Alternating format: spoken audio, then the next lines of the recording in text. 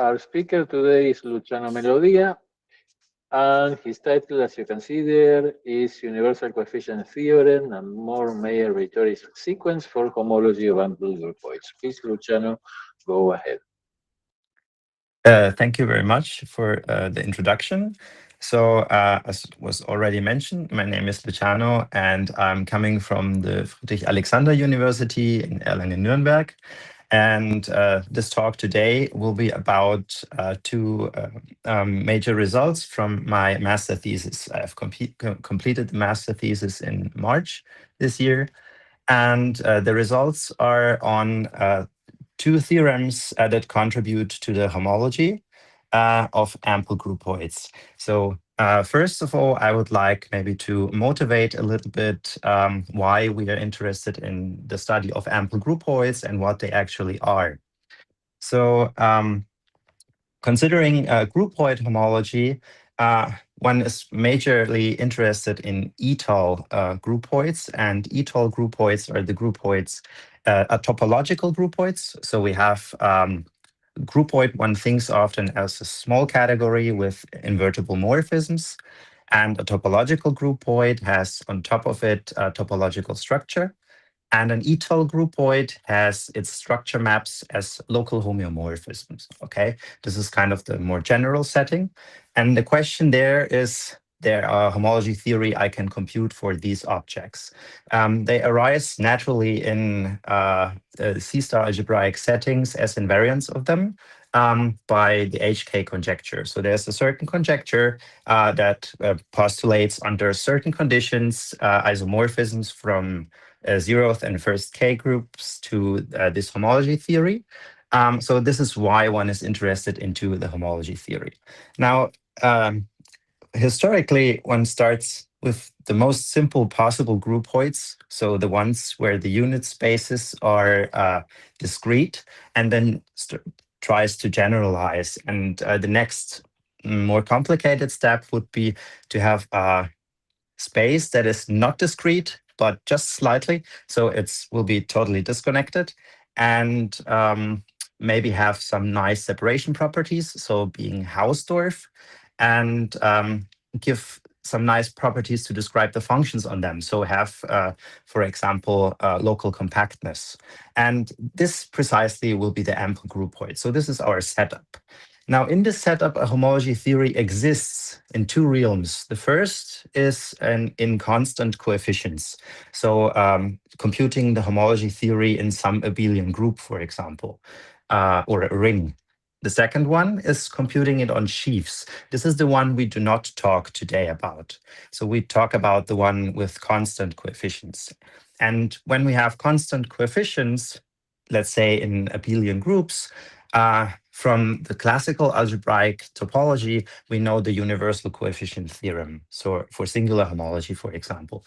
And the question is there, can we, so in the universal coefficient theorem, we can compute homology on arbitrary coefficients in arbitrary abelian group using integer coefficients. That's why it's called universal coefficient theorem.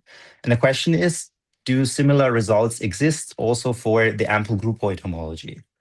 The second thing is, so we have just a list of tools from algebraic topology for topological spaces, and we want to have all these tools also available for ample groupoids. So the second idea is, for a topological space, I can compute the homology of the space considering a cover.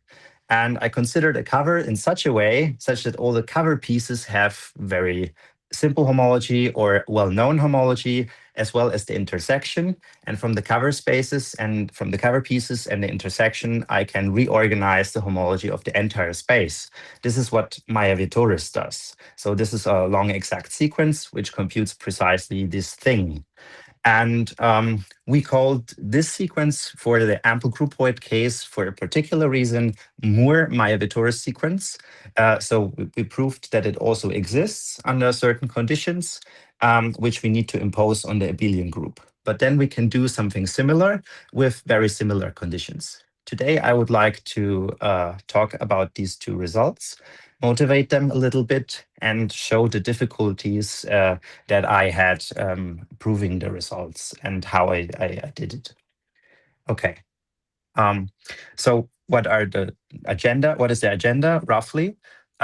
First, I would like to introduce ample groupoids once again, more concisely, and talk about something that is called the Moore chain complex. So that's why we call it the Moore-Mayer Vietoris sequence, because the homology that is computed on a special chain complex, which is named after Moore.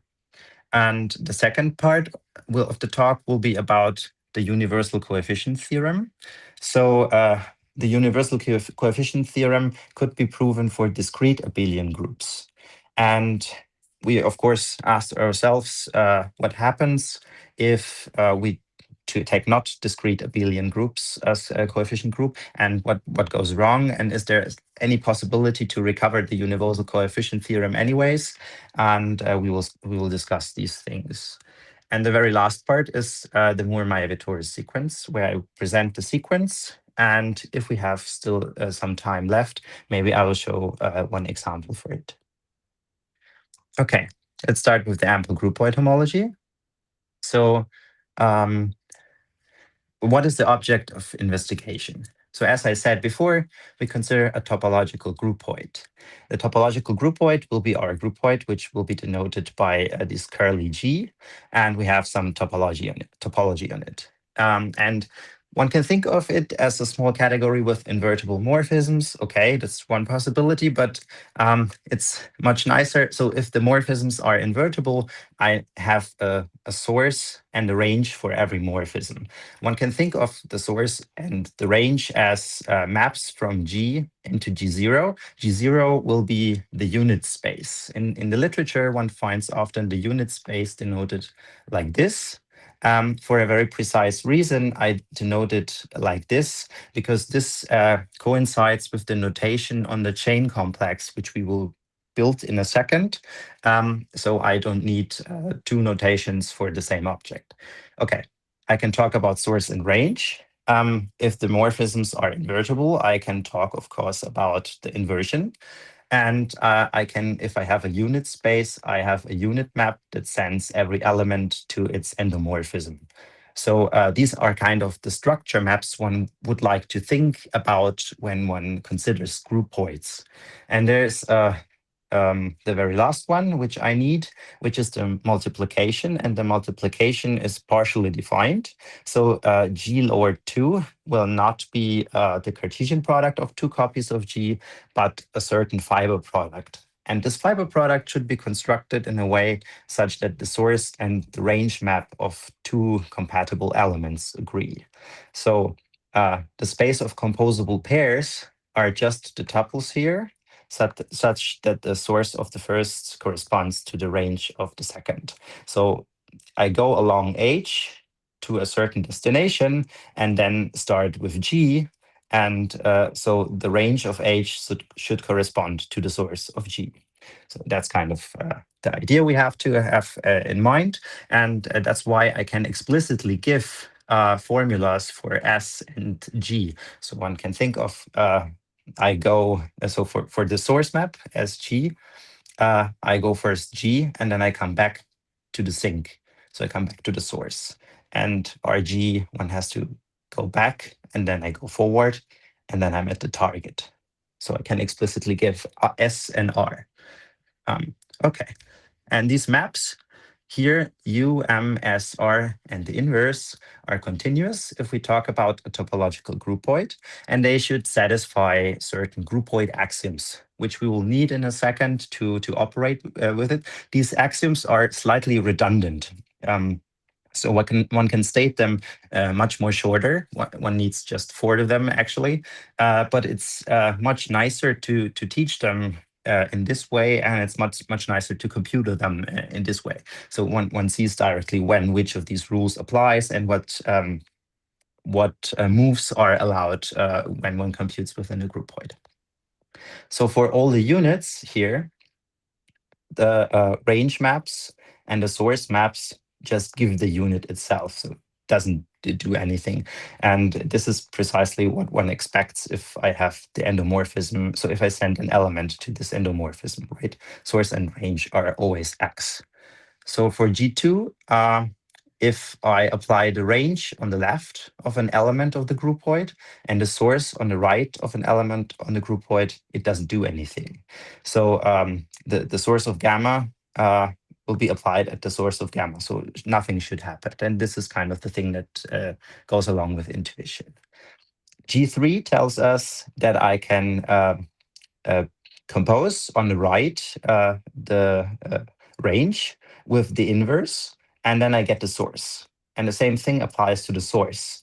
So this will be important in a second. So if I concatenate the source with the inverse, I get the range. G4 tells me exactly the formulas for range and source maps.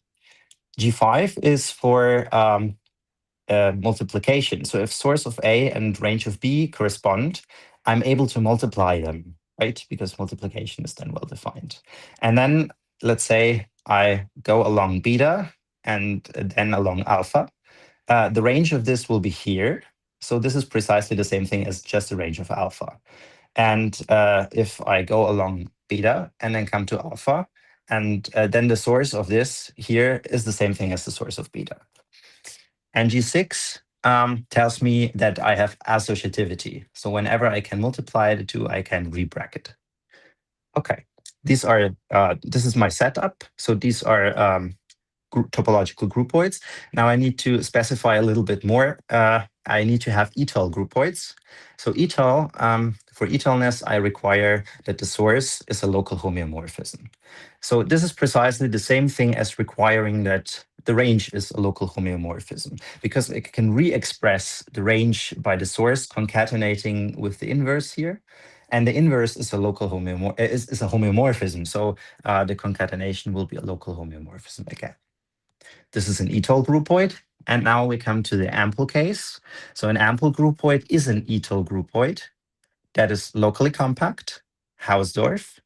These two properties together, which is a little bit of a technical proof, which I omit at this point, give a basis of compact open sets. So the basis of the topology will have compact open sets. This is something we need to remember at this point. And it's also totally disconnected. So one can think of that it looks locally like a Cantor. So the unit space looks locally like a Cantor set. Okay. Now, as the groupoid, so before I said that the groupoid has a basis of compact open sets, and these compact open sets can be chosen such that they are bisections.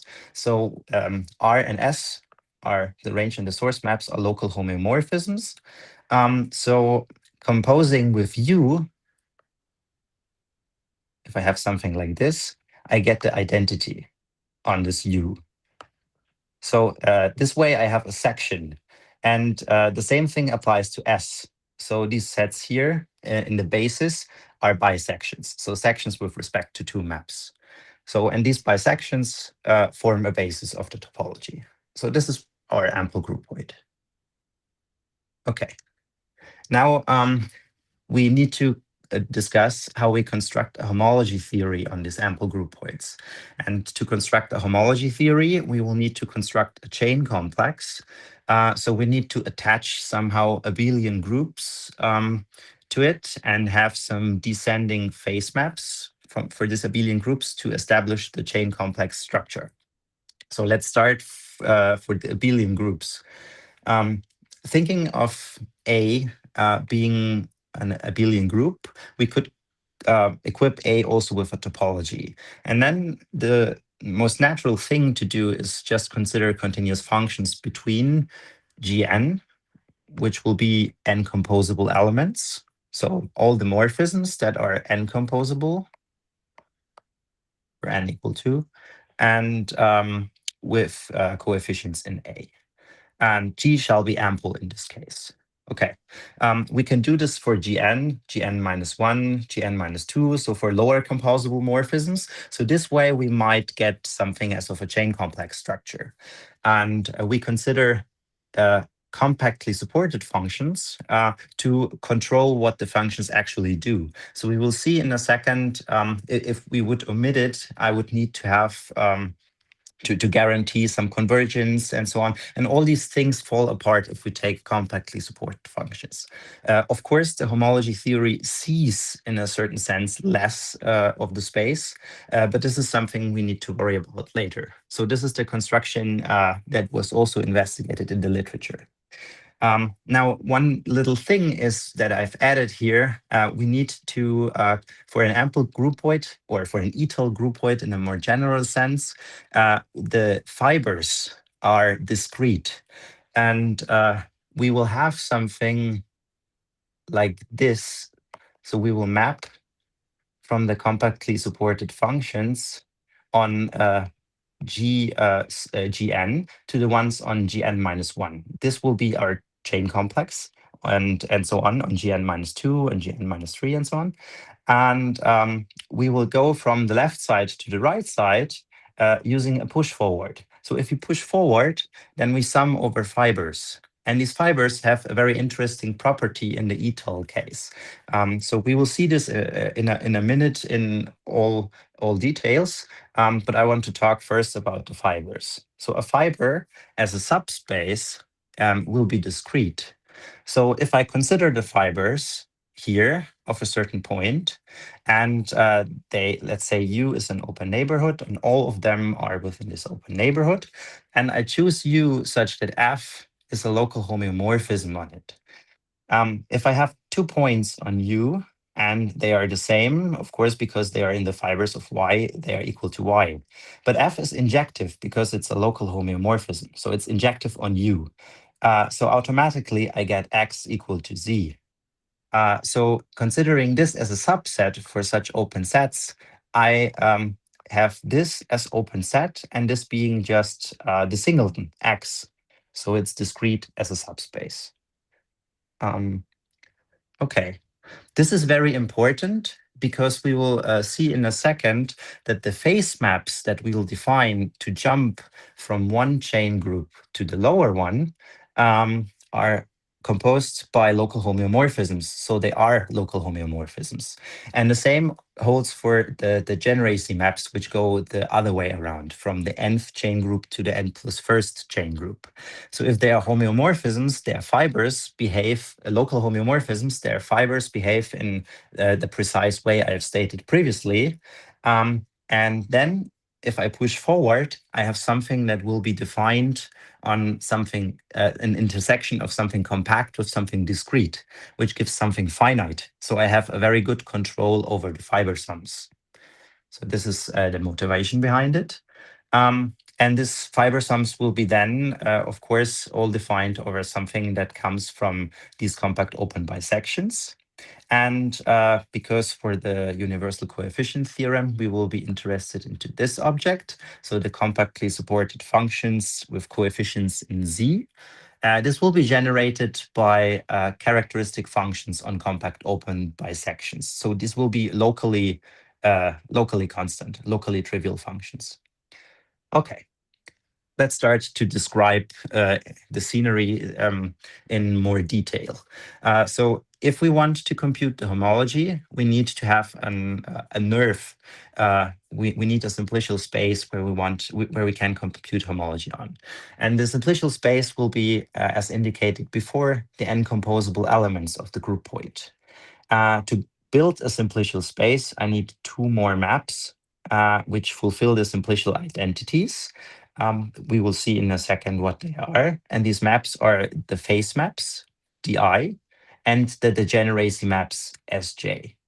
And so the phase maps go from Gn to Gn minus 1. For n equals 1, I have a very easy choice. So the 0 is equal to the source and the 1 is equal to the range map. And for higher degrees, I need to manipulate them a little bit. Now this, for the ones of you who are familiar with Hochschild homology or homology of groups, where one computes the homology of a group by its group algebra, this is precisely the analogous case. So for I equals 0, if I want to go from Gn to Gn minus 1, I just omit the very first element. For I between 1 and n minus 1, I multiply the two elements in between. And I am allowed to do it because I am in Gn. So this is precisely the definition of the n composables here working. And if I is equal to n, I omit the very last element. One has to note that to guarantee that this is a local homeomorphism, one needs technically to prove that M is also a local homeomorphism, and then one gets the composition result. Okay. The degeneracies go precisely the other way around. So I go from Gn to Gn plus 1. And for the very first one, I need to go from G0, from the units, to the morphisms. So I have this morphism map here. Now, for j equals 0 and n greater or equal to 1, I need to insert something at the very first position, and this something has to have to be multiplicable with the g1. So in order to be multiplicable with g1, it has to match the range of g1. A natural choice is the endomorphism on RG1, which has range and source, the range of G1. So I can multiply these two together.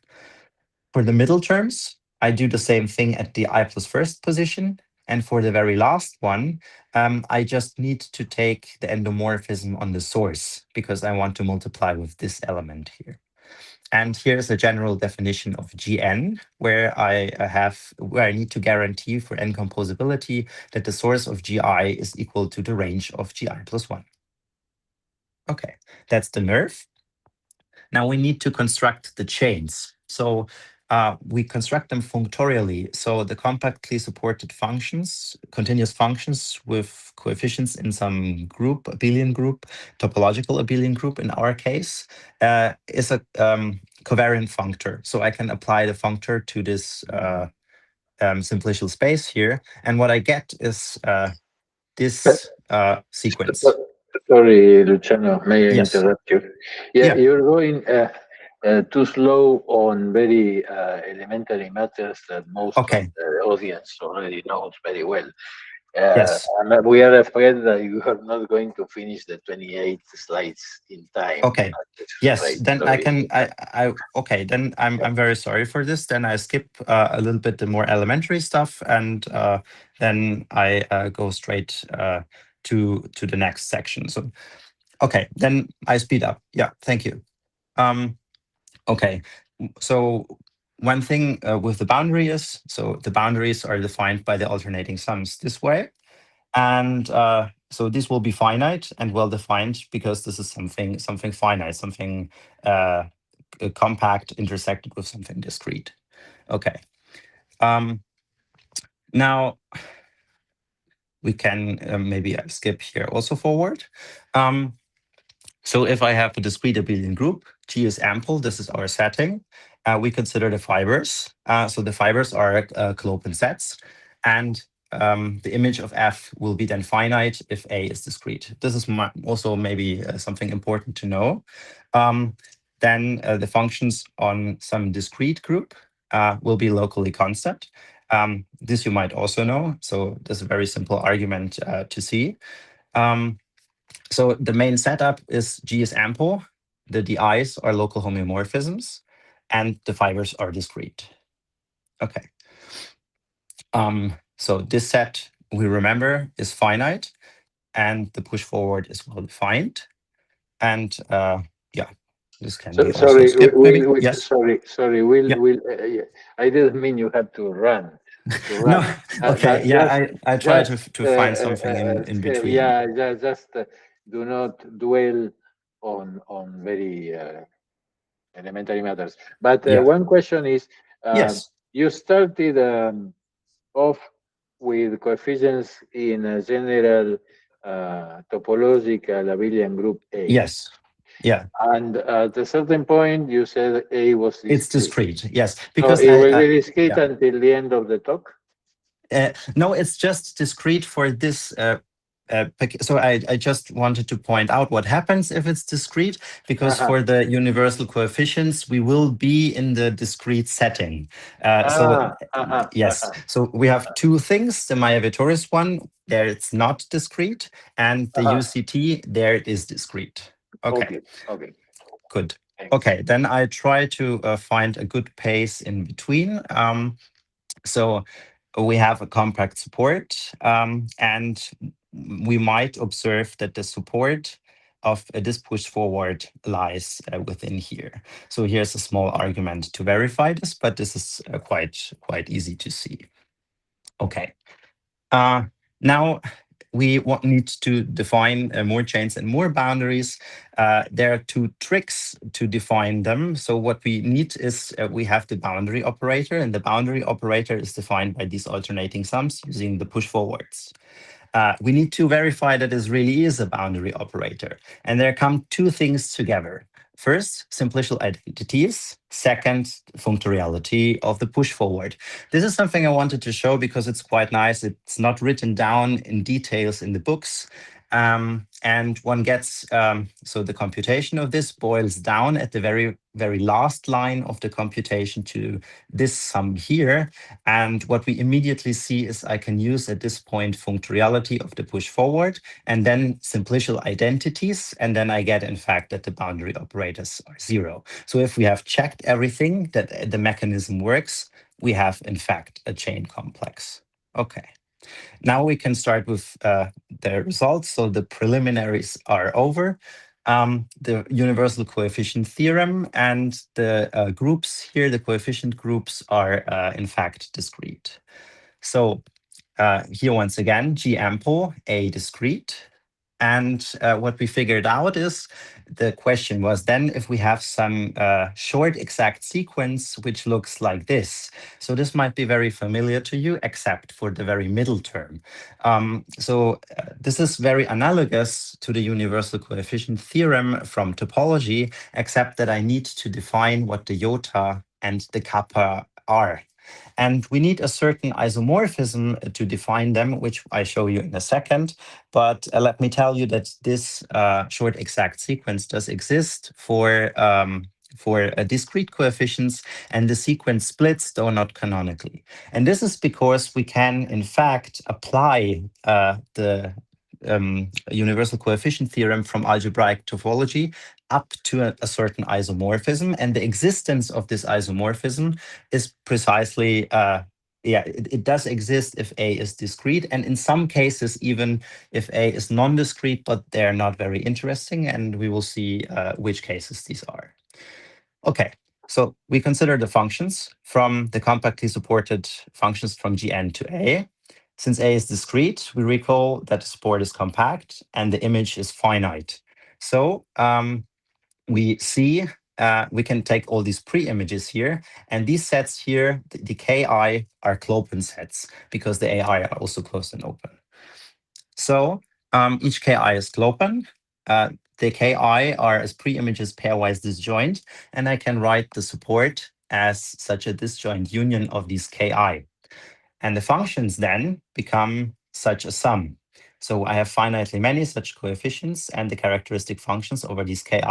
And recall that these Ki's are precisely the open bisections, which we have talked before, compact open bisections.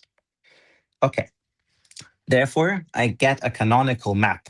So what I can take is, I can take the direct sum over these compact open bisections and take A copies, so as many copies as I need of the group.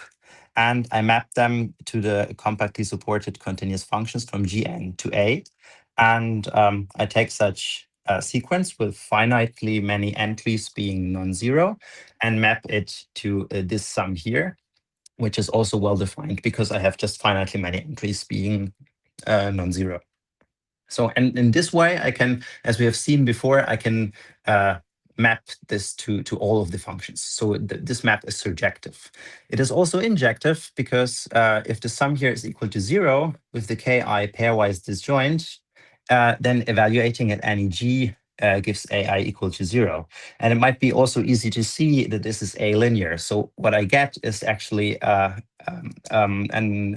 isomorphism. Yeah. Wait a second. So Yeah. K of G is the set of all compact subsets of Gn.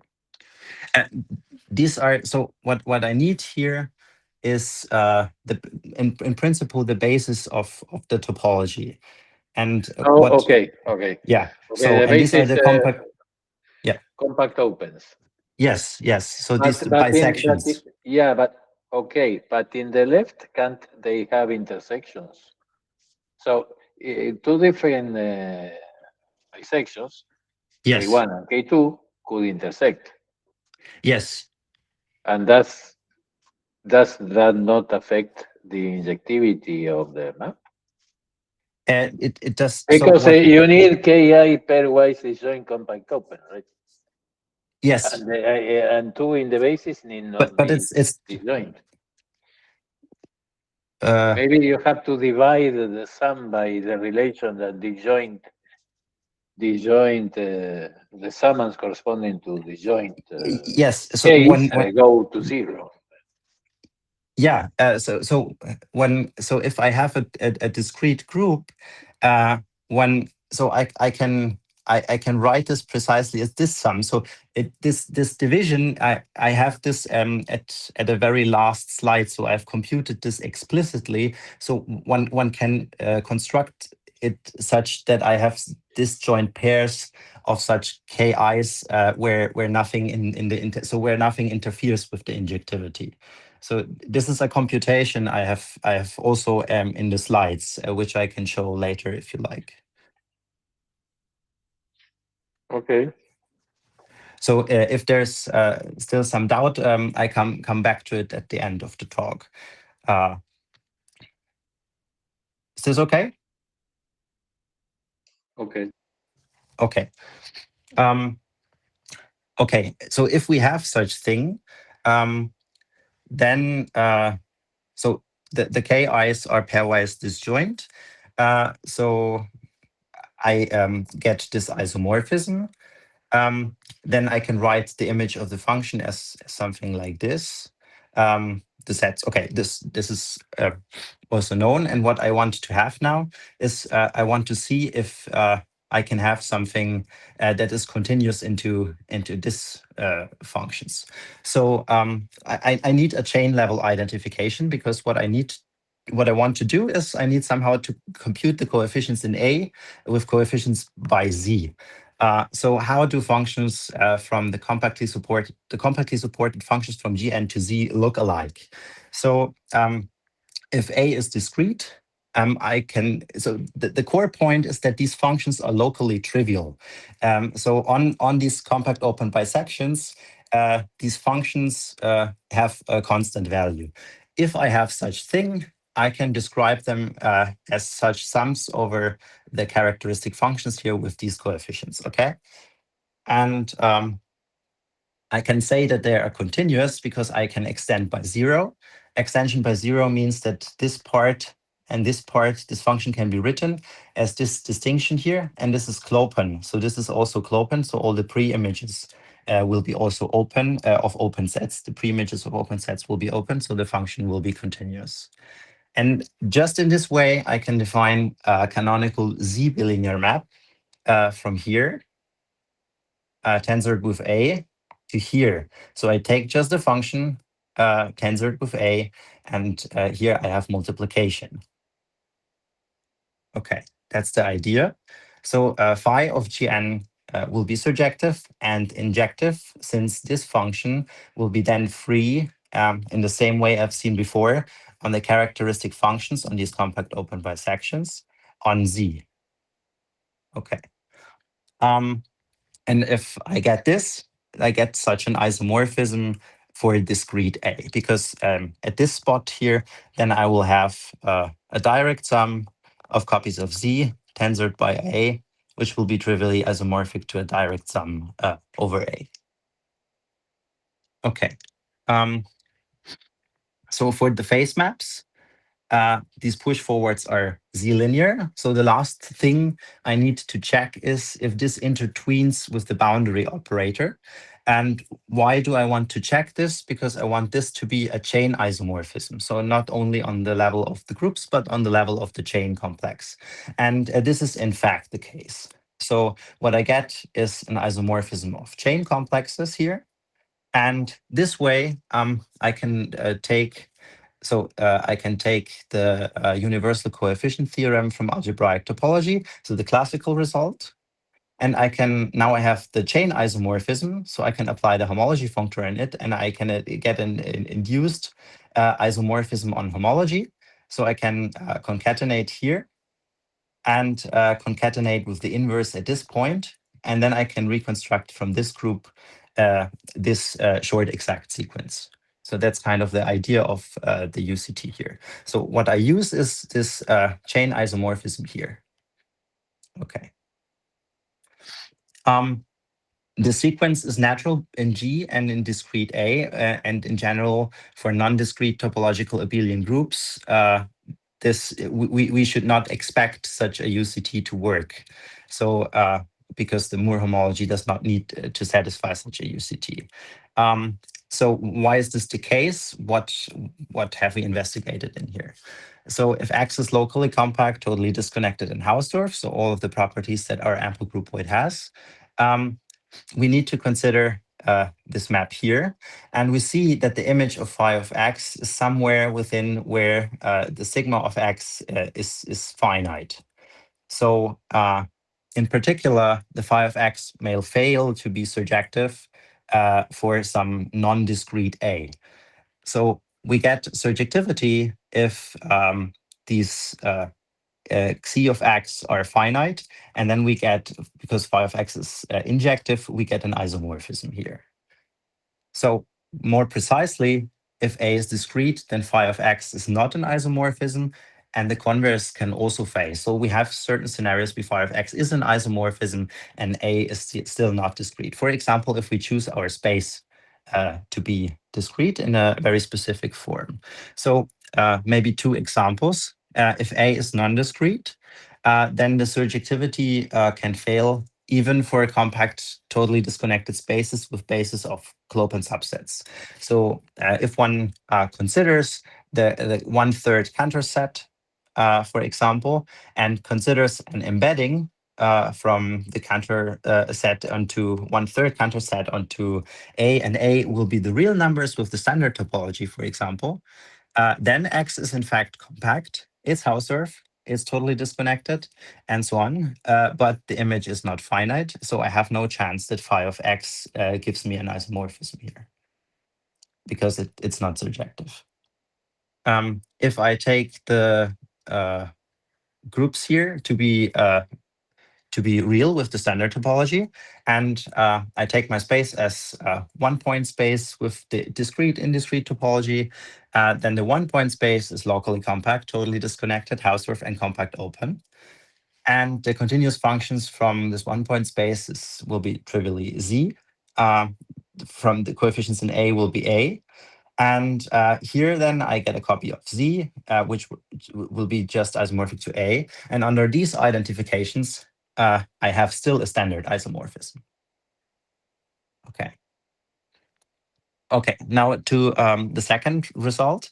The second result is the Mayer Vietoris sequence, where I try to apply the very similar arguments with making the diagram making the diagram long exact by extension by 0. So in the classical Mayer Vietoris setting, I have a cover, and I have an open cover. That's important. And we want to compute the homology groups from this open cover. And from the Mayer Vietoris setting, what I have is a cover of the unit space here. And the unit space, so these elements, U1 and U2, are closed and open, so they're clopen. And what I tried then to do is to think about the dynamics. So whenever the source of G is equal to X I wanted the range of G be also within this cover piece, and so also called saturation. So we tried to do this with saturated covers, although I might think that there might be possibilities for generalizations here, which I could not make up until now. So I could not make it work in any way more general than this, but Christian Bönicke was here as a guest, and he suggested that there might be something that one can still do here. And then I want to recover the homology using the homology on these restrictions here, so in these restriction groupoids. Okay. So for U, we define these restrictions. These restrictions are precisely the part where source and range are within U, and the structure maps are just the restrictions of the structure maps. And we write U12 for the intersection here. Okay. Then the long exact Mayer Vietoris sequence, which I propose, looks the following way. So here we have the sum of these two restrictions, and we need to specify what this map here is, how the connecting morphism works, and what this map here should be. So we have here the intersection groupoid, here the two pieces, and here the entire homology. Okay.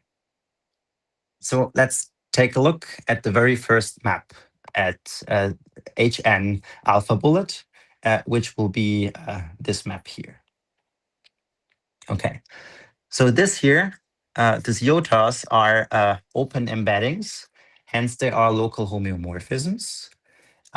Therefore, the functorial push forward on Moore chains gives again a finite fiber sum. So this will be well defined also. And since these iota in are injective, they are extensible by zero in the very same sense. Okay, then we can define the chain maps alpha n at chain level, going from the compactly supported continuous functions on nth level of this intersection here into here, mapping the first argument. And this is kind of analogous to the Mayer Vietoris sequence from the algebraic topology, and here the negative part. So this is in principle very analogous in the spirit. What I need to do still here is check compatibility with the boundary operator for the iotas, for these push forwards, for the alphas, and then they induce chain maps, and then I can lift them to homology level. And something very, very similar I did also for the other map, so for the kappas, and by the inclusions of reductions. So these kappas build also open embeddings, hence local homeomorphisms. And then I have the same argument that the Moore chains are well defined, the maps are well defined. So they push forward along the Moore chains. I extend by zero, and I can define the beta n from this sum here, from this direct sum, into this, just using kappa 1n pushing forward on G1 plus, so this is a sum, kappa 2n pushing forward on G2.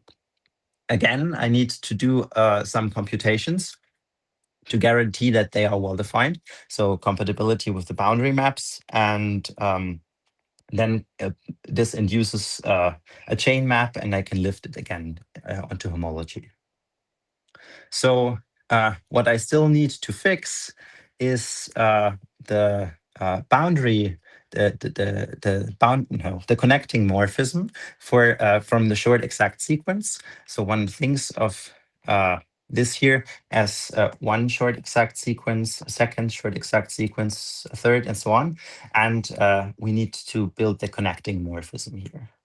And the connecting morphism will be computed just using standard homological algebra. So because this is on chain level, we have just these groups here. And yeah, the argument is precisely like you know it from the classical Mayer Vietoris type sequence. Okay, so what I wanted to have as a takeaway is that G is ample, ample étale. So in my setting, ample means étale.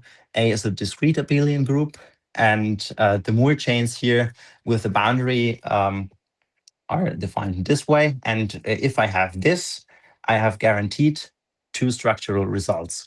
The first is universal coefficient, the universal coefficient theorem stated in this way, where we constructed an isomorphism that gave me a short exact sequence. And the second one is a Mayer Vietoris result for a clopen saturated cover, where I have a natural long exact homology sequence, which relates these homology groups to each other. Okay. So why discreteness mattered? If I have a non-discrete A, I recall that this canonical comparison map here, which was the main focus of interest in this part of the result, needed not to be surjective. So the tensor level reduction in the universal coefficient theorem can fail there. And yeah, how to use this in practice? So what we try to do is we try to come up with some choice of clopen saturated cover, which one has to have before, and then compute the reduction and then compute the homology group. And we tried this to do on the Diacono-Renou groupoid, computing the homology groups of the infinite path space as kind of a sanity check, because these homology groups were already computed before.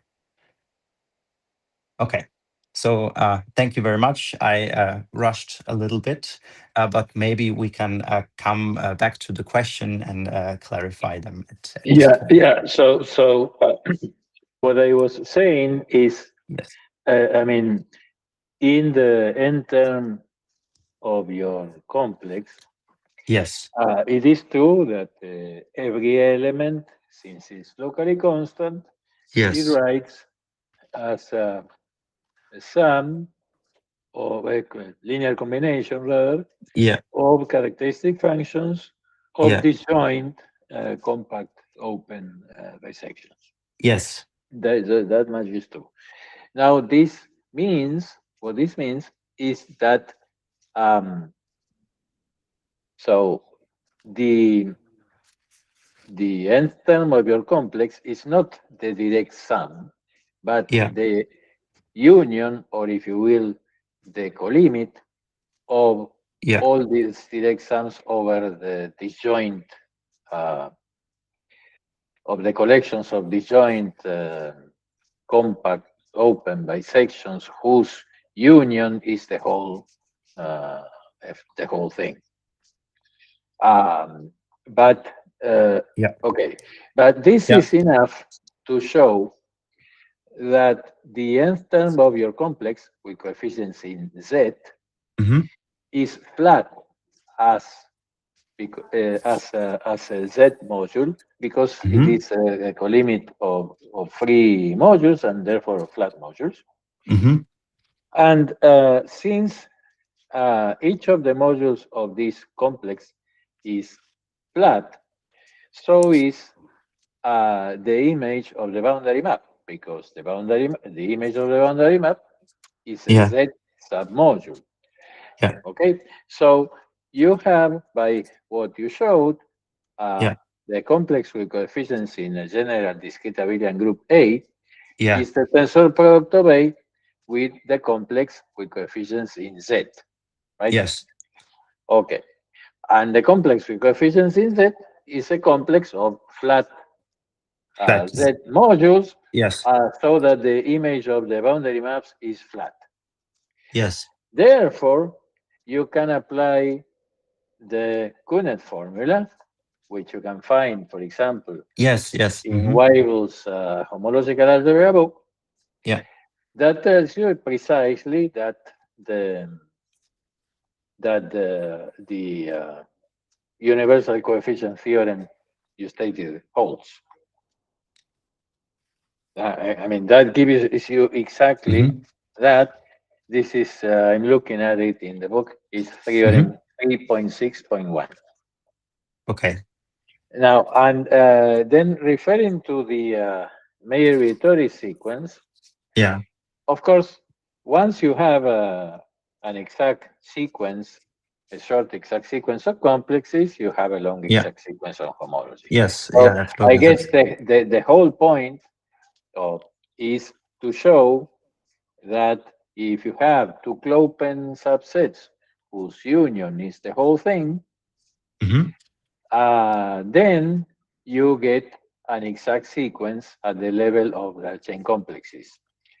Then taking homology, of course, Gives you you the you it desired gives yeah. long exact So sequence. I guess the point, I mean, the whole point is to prove that you do have that exact sequence of chain complexes, right?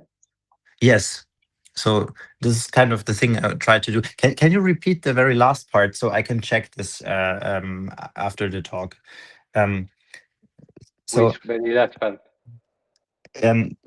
how did you construct the short exact sequence? So this So I if did you not. have a if no Yeah. no no if you so I yes I so what I said I is that the I mean the the only thing to prove more Mayer Vietoris is that you do have an exact sequence of chain Ah, yes. complexes. Yes. Yes. Hmm. I mean, once you have that, you take homology and then use And the then I snake have the leg. long exact. Yeah, Yes. Yes. yeah. Yes. Hmm. Yeah. Exactly. Yeah. Okay, okay, yeah. Yeah. That was Right. kind of the, yeah. So it was just difficult for me to assess what I need to explain and what I don't. Yeah, but now Yeah, I well, got, yeah. we had. I mean, it depends only. It always depends on the audience, right? Yes, yes. But in the seminar, we regularly have talks about groupoids, étale groupoids, Okay. anti-groupoids. Yes. So the last talk, for example, was about computing the homology of transformation groupoids associated to partial actions of free groups.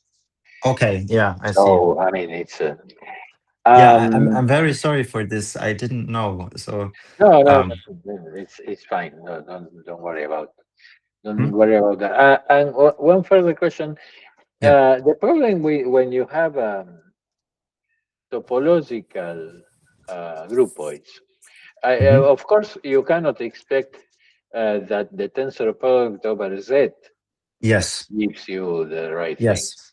Yes. But perhaps, Hmm. I mean, perhaps, um, so you know that the for discrete coefficients, Hmm. uh, the groupoid homology with discrete coefficients is a Tor group. Yes. Okay. Right.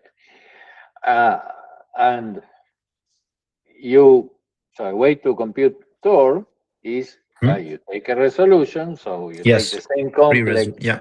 Hmm. but remove one of the phase maps, and then Yes. you get the bar resolution of the functions on the unit space over your Hmm. groupoid, right? Hmm. Um, and then Um, right. And then you tensor over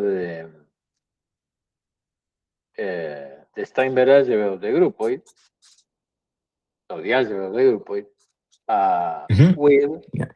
your topological group A, Yeah. which will have a module structure so that you Yes. can tensor.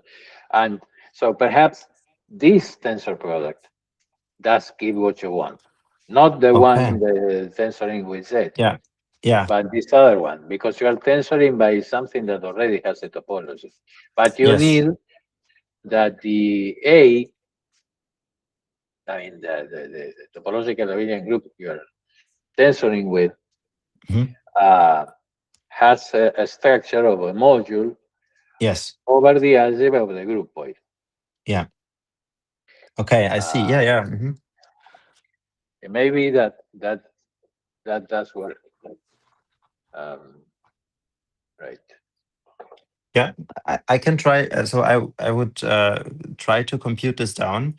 and because this is nothing I have thought about, but it seems very reasonable to me. So thank you very much for this input. And I haven't tried it yet, so I can kind of tell anything about this. But yeah, this is definitely something I will try to do.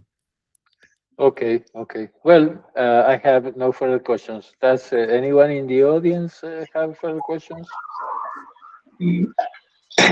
I think no. No. Did you say anything? No, I was checking, but there are no questions. Okay, no questions in the chat. Okay, so thank you very much, Luciano. I'm going to stop the recording now. Mm-hmm. Let me see. Stop the recording.